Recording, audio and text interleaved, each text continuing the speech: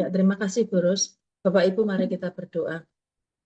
Tuhan, saya mengucap syukur untuk hari ini karena Engkau pertemukan di Zoom ini dengan keadaan sehat. Ini semua karena anugerah-Mu. Tuhan, sebentar kami akan mendengarkan kebenaran firman Tuhan yang akan disampaikan oleh Pastor Joseph Paulsang. Kiranya Tuhan buka pikiran dan hati kami untuk menerima firman dan berikan hikmat untuk pengertian agar kami dapat memahami kebenaran dan menerapkan dalam kehidupan kami masing-masing. Terima kasih Tuhan, kami berdoa dan mengucap syukur. Amin. Amin. Terima kasih Bu Wiwin. Silakan Bu Ayu.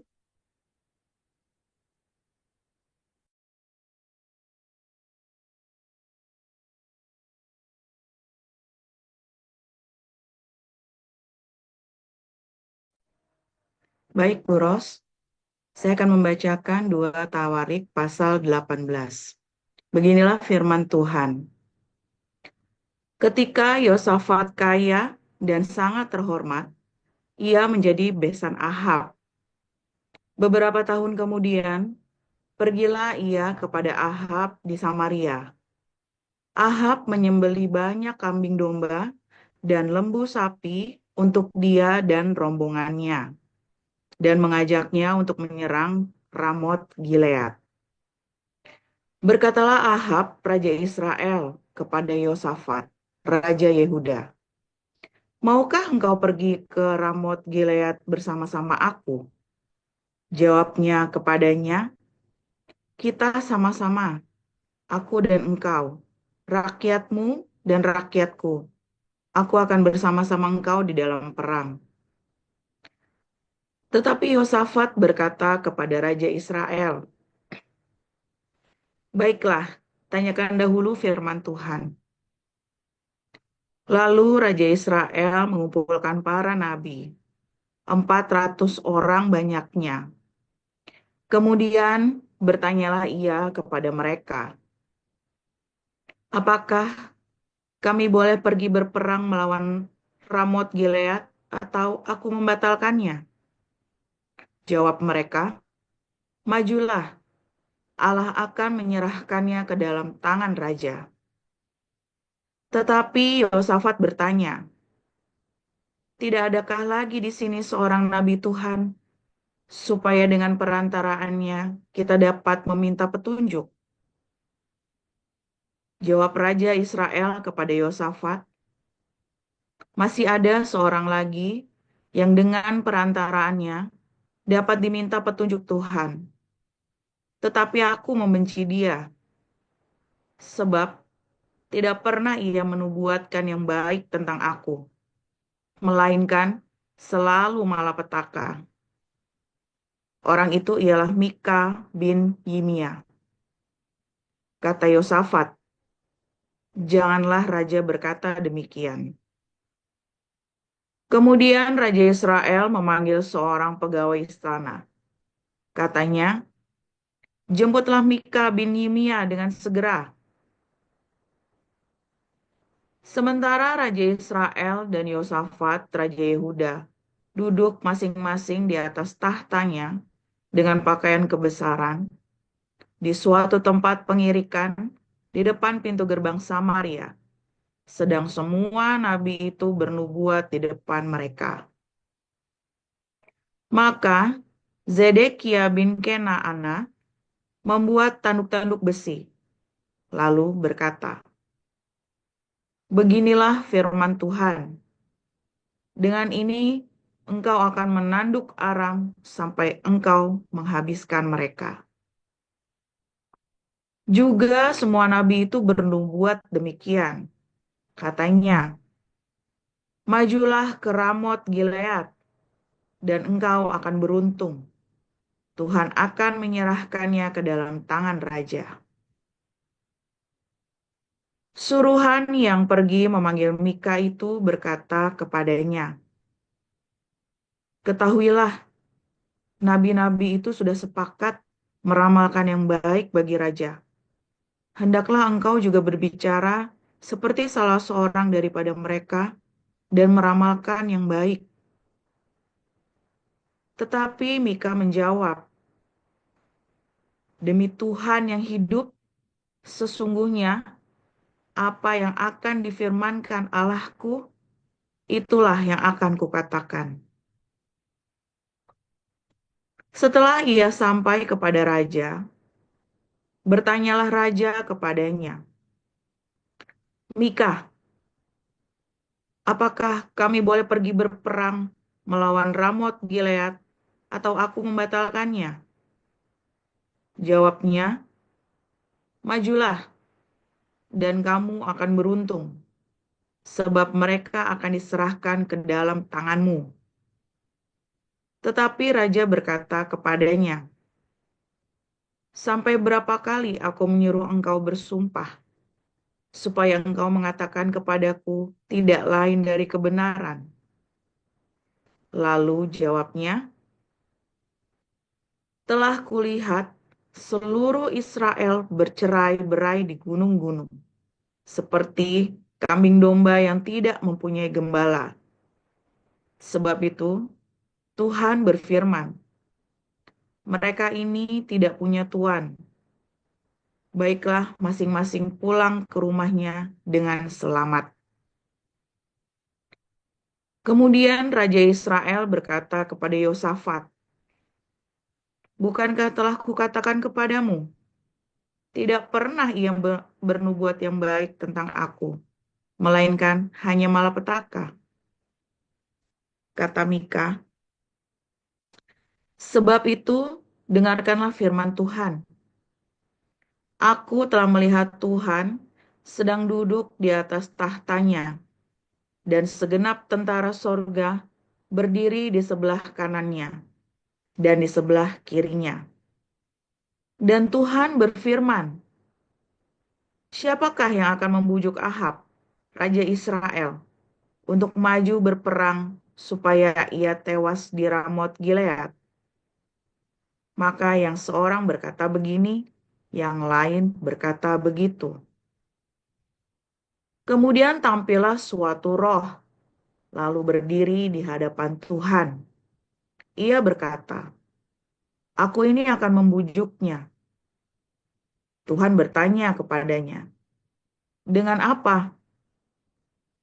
Jawabnya, aku akan keluar dan menjadi roh dusta dalam mulut semua nabinya. Ia berfirman, biarlah engkau membujuknya, dan engkau akan berhasil pula. Keluarlah dan perbuatlah demikian. Karena itu, sesungguhnya Tuhan telah menaruh roh dusta ke dalam mulut nabi-nabimu ini. Sebab Tuhan telah menetapkan untuk menimpakan malapetaka kepadamu. Sesudah itu tampillah Zedekia bin Kenaana.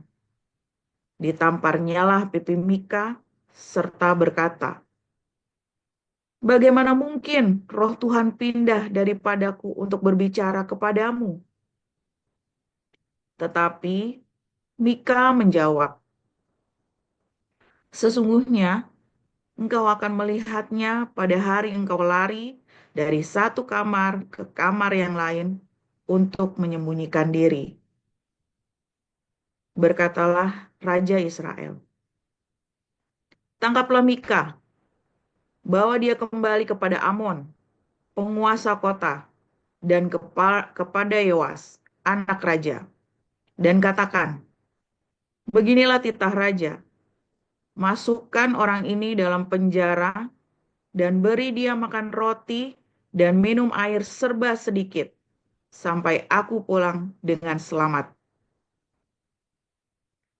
Tetapi jawab Mika, jika benar-benar engkau pulang dengan selamat, tentulah Tuhan tidak berfirman dengan perantaraanku. Lalu disambungnya, dengarlah hai bangsa-bangsa sekalian.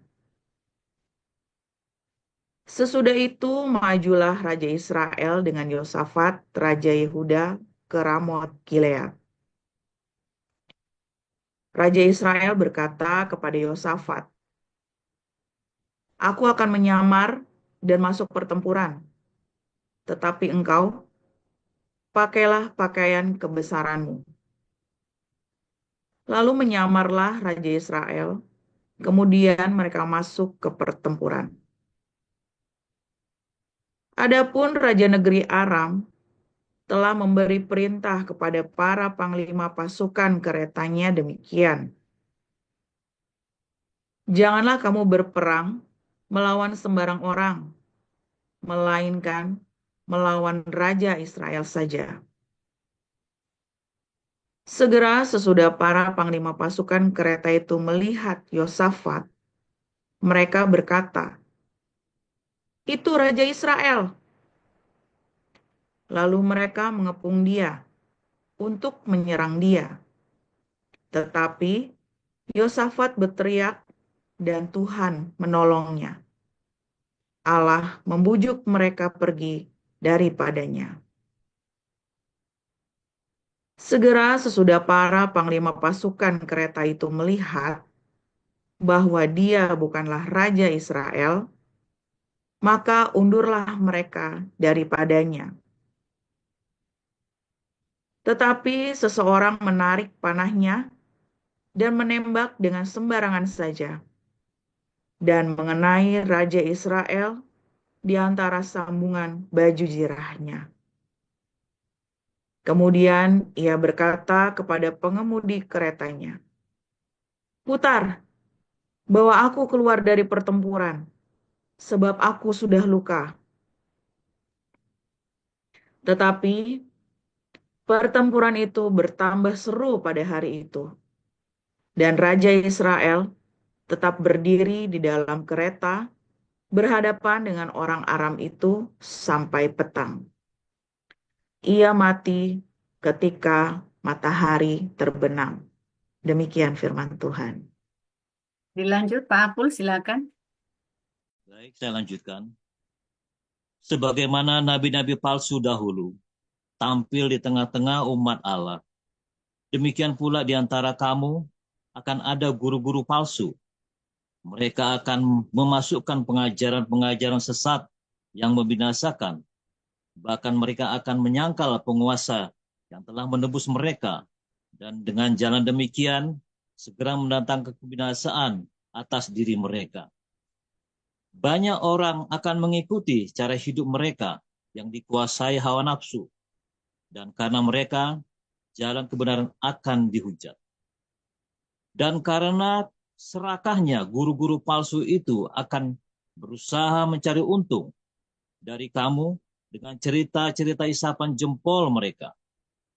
Tetapi untuk perbuatan mereka itu, hukuman telah lama tersedia dan kebinasaan tidak akan tertunda.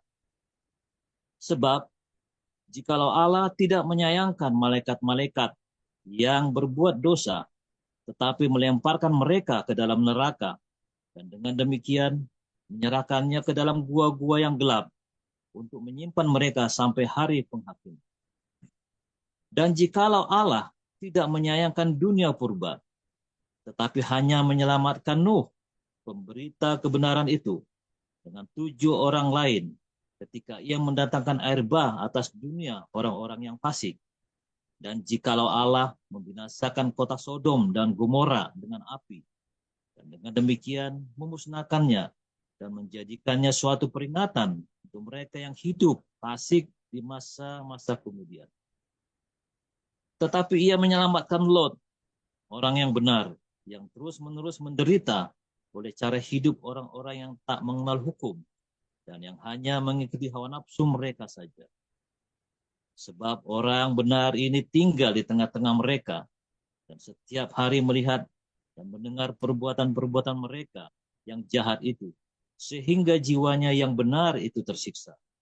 Maka nyata bahwa Tuhan tahu menyelamatkan orang-orang saleh dari pencobaan dan tahu menyimpan orang-orang jahat untuk disiksa pada hari penghakiman.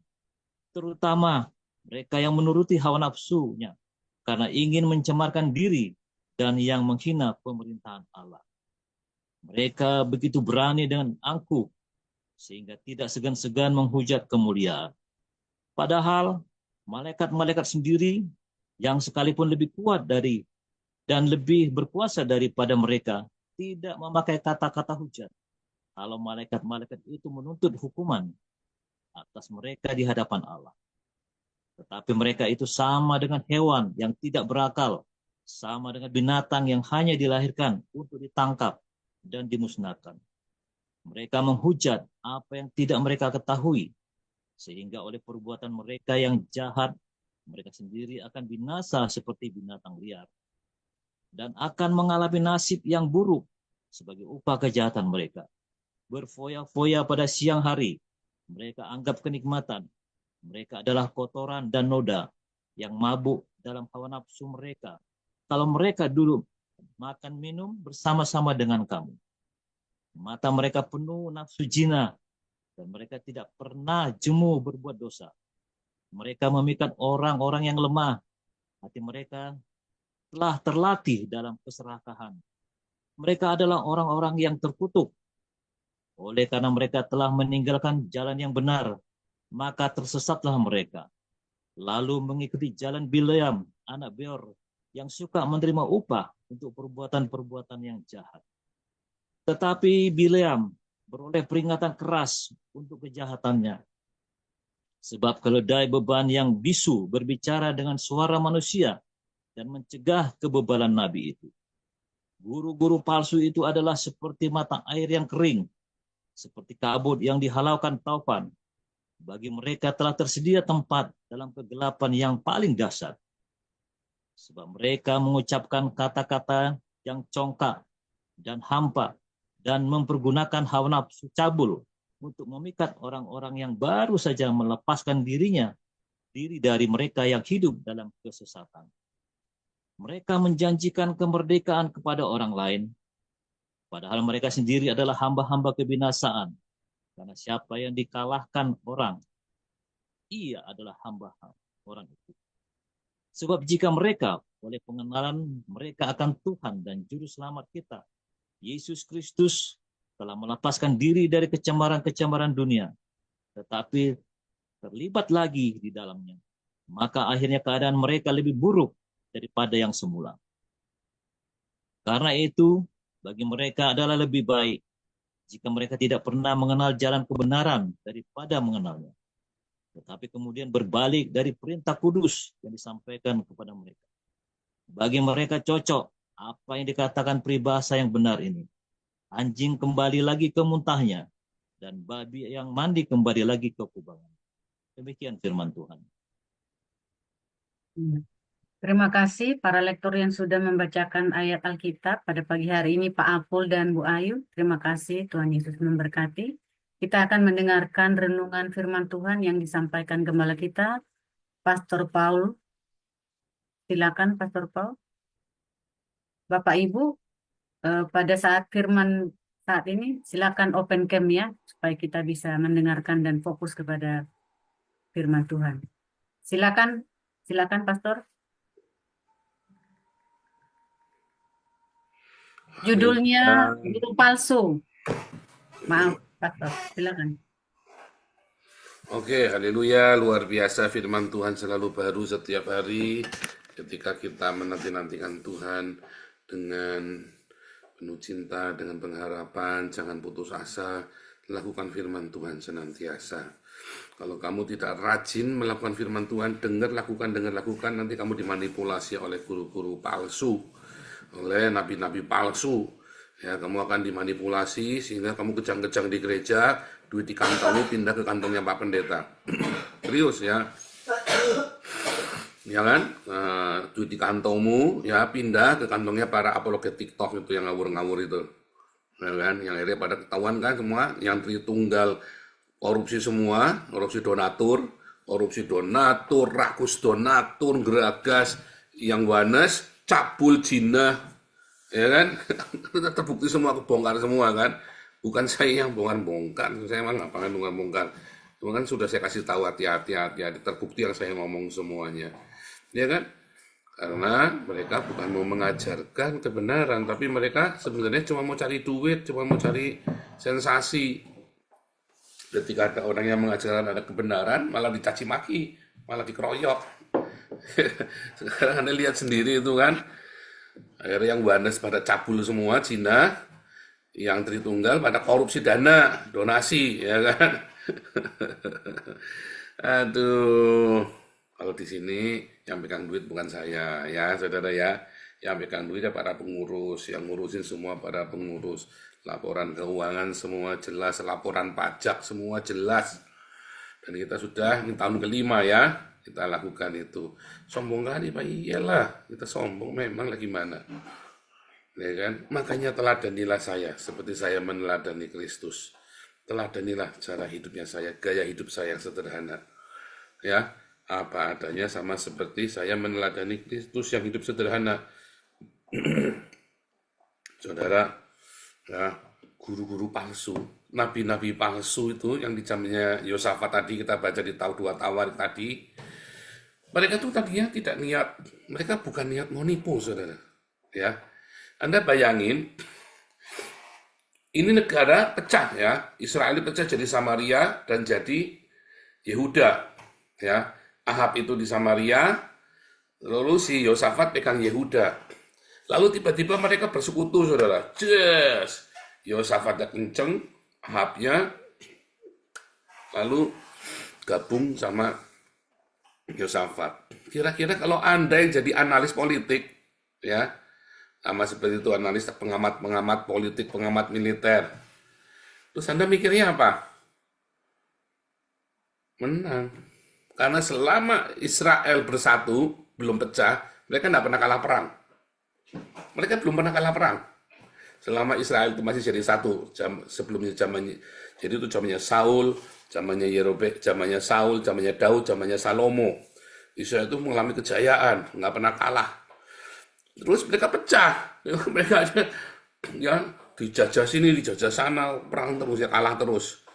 Karena mereka bersatu. Kalau Anda jadi pengamat militer, Anda jadi analis militer, analis politik sosial, atau bahkan Anda jadi pemuka agama, yang Anda akan ngomong apa? Wah, ini saatnya nih, persatuan.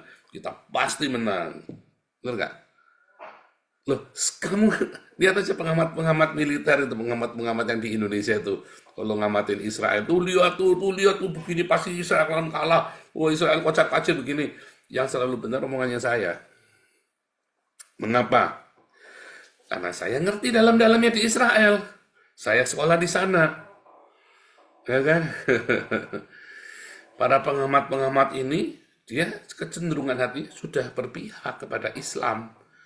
Pokoknya Islam menang. Kalau saya objektif, ya, saya melihat Israel nggak mungkin Israel kalah. Pasti Hamas yang hancur. Ini goblok ini. Itu sengaja si Benyamin Netanyahu itu masang jerat supaya dia bisa dibalas keras-kerasnya. Goblok ini, ya kan? Dan yang saya ngomong terjadi semua, tepat semua. Belum pernah ada nubuatan di channel ini yang meleset. Belum pernah ada. Tentang Israel lah, tentang apa kita ngomong belum pernah meleset. Saya tidak pernah bernubuat tentang Rusia, Ukraina, karena memang nggak ada, bukan bidang saya. Bukan bidang saya dan saya tidak ada hati. Ya kan? Dan saya tidak mengamati. Tapi ketika saya cerita politik Indonesia, saya cerita siapa jadi presiden, bahkan cerita Andri Kaca hukumannya berapa, saya cerita nanti ada orang kabur, Saifuddin bakal kabur, tidak ada yang meleset. Ya, bahkan Sambo lepas, saya udah bilang pasti lepas. Sambo itu lepas kan, Sambo kan. Saya dengar istrinya malah sudah bebas ya, istrinya ya, sudah pulang kalau nggak salah ya. Enggak, saudara. Jadi para nabi-nabi ini, yang di zaman nabi-nabi Israel yang bernubuat itu, dia tidak bermaksud bernubuat palsu. Itu sebuah analisa yang sangat wajar, saudara. Bahwa dengan bersatunya Israel ini, besanan, si Ahab sama si Yosafat ini besanan, ya pasti akan kuat kokoh bersatu kembali. Kerajaannya akan jadi satu. Ya kan? Itu analisa yang sangat wajar. 99% orang kan berkata sama. Tapi Nabi Mika dia tahu dalam-dalamnya. Persatuan ini Yosafat dirugikan. Ya, dengan persatuan ini Yosafat dirugikan. Ini si Ahab, ini negaranya sudah remuk. Jadi kalau mereka bersatu, malah justru mengurangi kekuatannya Yosafat, rugi Yosafat ini. Dia tidak tahu kalau si Ahab ini kerajaannya sudah remuk dalam. Kenapa? Karena mereka mereka punya ideologinya macam-macam, ya. Menyembahnya macam-macam. Mereka tidak di dalam itu udah nggak solid lagi. Tentara ideologinya tentara itu sudah nggak solid lagi, ya kan? Nggak solid lagi. Mereka tidak tahu apa-apa tapi ngomong karena kebetulan mereka dekat dengan raja, mereka ngomong dan didengar. Sama kan seperti para pengamat militer itu karena kebetulan mereka dapat panggung, mereka ngomong. Kenapa yang di kita nggak pernah dibahas sama TV One, sama Metro TV, sama mereka takut saudara, karena yang saya ngomong selalu benar. Yang saya ngomong di channel kita tidak pernah salah dan selalu benar, dan mereka takut.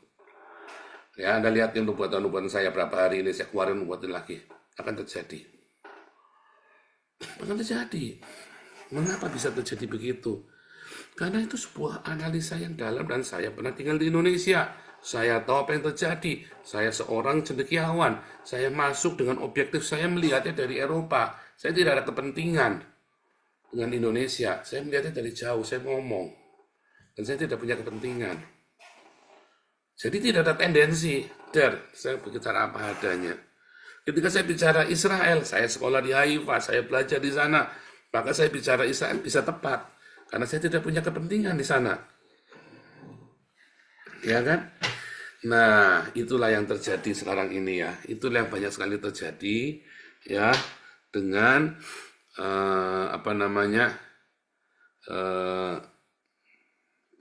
para hamba-hamba Tuhan di Indonesia. Banyak orang nggak ngerti, dia asal ngomong jeplak atau mengkopi punya orang.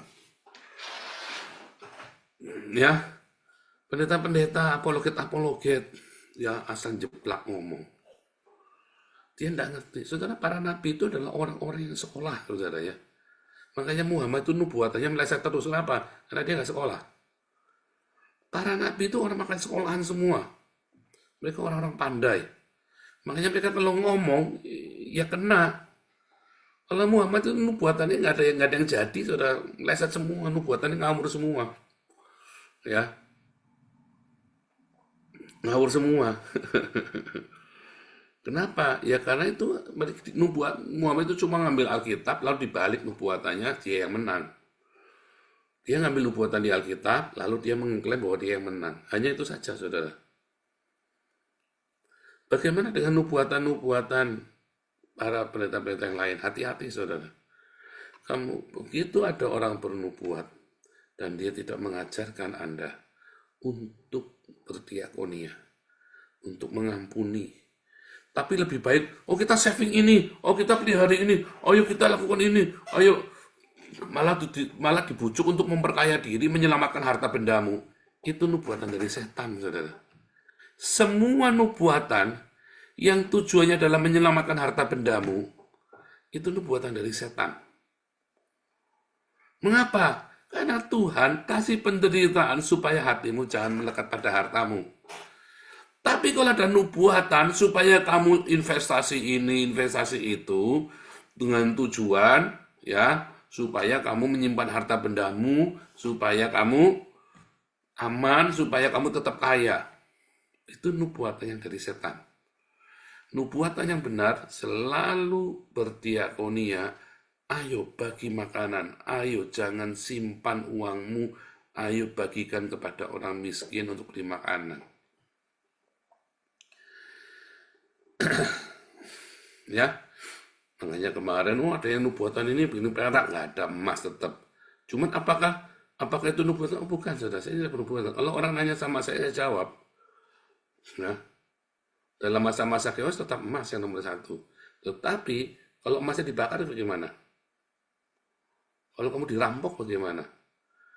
Di dalam masa-masa ini yang paling penting adalah kamu berdiakonia, bersedekah, selalu peduli kepada orang miskin, selalu sediakan hidup untuk pengampunan. Kita nggak pernah tahu kapan mati. Tiba-tiba chaos, kamu dibakar hidup-hidup mati, saudara. Selalu sediakan pengampunan, selalu sediakan perdamaian, selalu sediakan kekudusan. Karena masa-masa ini menjadi masa yang sangat mengerikan sekali. Ya, masa-masa yang sangat mengerikan sekali. Kalau kamu tidak mengerti, waduh, bahaya kamu. Maka dari itu, saudara ya, ayo, Anda semua siapkan hatimu dalam kekudusan. lakukan firman, saudara. Ada dengar firman, lakukan. Dengar firman, lakukan. Jangan ditunda. Karena dengan demikian kamu selalu nempel dengan firman dan kamu tahu ketika ada orang bernubuat salah. Ya, tapi kalau kamu tidak rajin melakukan firman Tuhan, kamu mau mengenakan dagingmu, mau hidup nyaman, maka kamu akan mendengarkan yang nyaman-nyaman, tiba-tiba kamu sudah chaos, sudah katastrofe, sudah di dalam tengah bencana. Ya, dengar firman Tuhan, lakukan. Dengar firman Tuhan, lakukan. Selamat kamu. Tuhan Yesus memberkati.